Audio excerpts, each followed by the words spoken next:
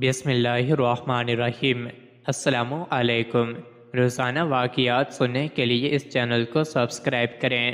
حضرت بلے شاہ رحمۃ اللہ علیہ کو اپنے محترم استاد مولانا حافظ غلام مرتضیٰ سے بھی خاصا لگاؤ تھا اور ان کی خدمت عین سعادت سمجھتے تھے۔ ایک بار حافظ صاحب کی ایک دختر نیک اختر کی تقریب عروسی تھی۔ حضرت بلے شاہ رحمۃ اللہ علیہ بھی مدعو تھے۔ آپ کو مہمانوں کی خدمت پر مامور کیا گیا۔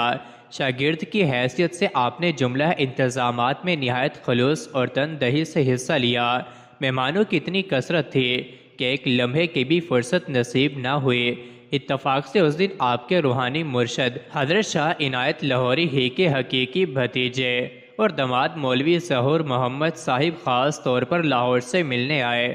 مولوی ظہور محمد صاحب اپنے خسرے روحانی سلسلہ تلمس بھی رکھتے تھے اور اس لحاظ سے حضرت بلے شاہ میلے کے پیر بھائی بھی تھے۔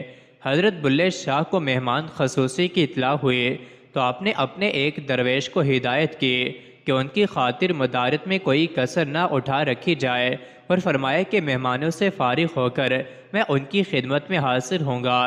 اتفاق سے حضرت بلے شاہ جی یہ تمام رات شادی کے کام سے فرصت نہ پا سکے۔ ادھر مولوی ظہور محمد صاحب اپنی جگہ ہمہ منتظر رہے۔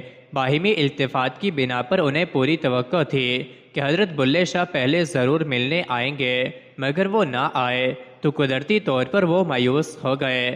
صبح ہوئی تو مولوی ظہور محمد صاحب بلا اطلاع لاہور واپس چلے گئے اور اپنے خسر سے حضرت بلے شاہ رحمۃ اللہ علیہ کی بے اعتنائی کی شکایت کی اور یہ تاثر دیا کہ انہوں نے غرور و تکبر کی وجہ سے مجھ سے ملنا کثر شان سمجھا۔ حضرت شاہ عنایت نے بھی اپنے چہیتے شاگرد کی غیر متوقع بے رخی کو سخت ناپسند کیا اور جلالت میں آ کر حضرت بلے شاہ کو اپنے روحانی فیض سے محروم کر دیا۔ دل کو دل سے راہ ہوتی ہے۔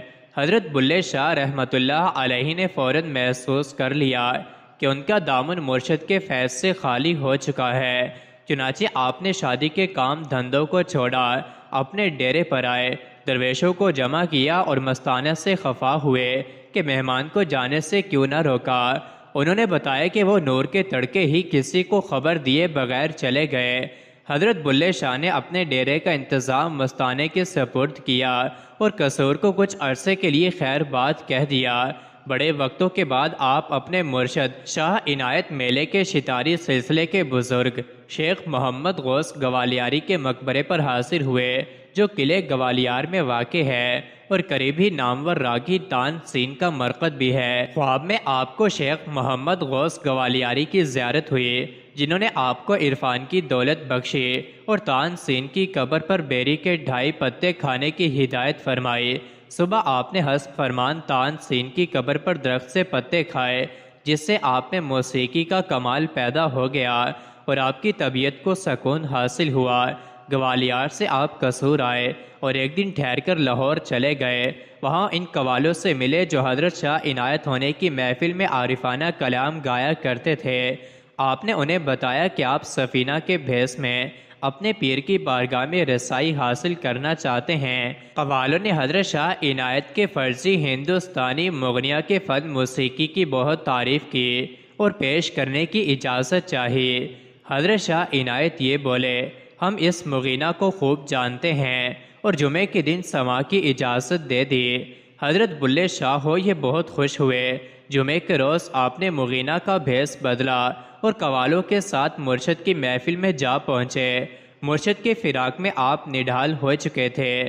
قدم بوسی کی تمنا نے بے کل کر دیا تھا۔ جن مصائب کے ساتھ روٹھے پیر کو منانے کے لیے ہندوستان کا سفر کیا تھا، اس سے آتش شوق اور بھی بھڑک اٹھی تھی۔ اس پر موسیقی کے فیض نے کلام میں سو درد کوٹ کوٹ کر بھر دیا اور بول کو جادو اثر بنا دیا تھا۔ پھر مرشد کو جلد از جلد منانے کا خیال بھی دل میں چٹکیاں لے رہا تھا، لہٰذا آپ نے ایسے درد بھرے لہجے میں گانا شروع کیا کہ ساری محفل تحسین و آفرین کی صداؤں سے گونج اٹھی۔ خود سازنوں نے بھی دل کی اس قدر گہرائیوں سے نکلے ہوئے بول کبھی نہیں سنے تھے۔ آپ نے محفل کا یہ رنگ دیکھا تو آپ اصل مقصد کی طرف آئے اور اپنی مشہور قواصید ایسی ہی ویڈیوز کے لیے چینل کو ضرور سبسکرائب کریں۔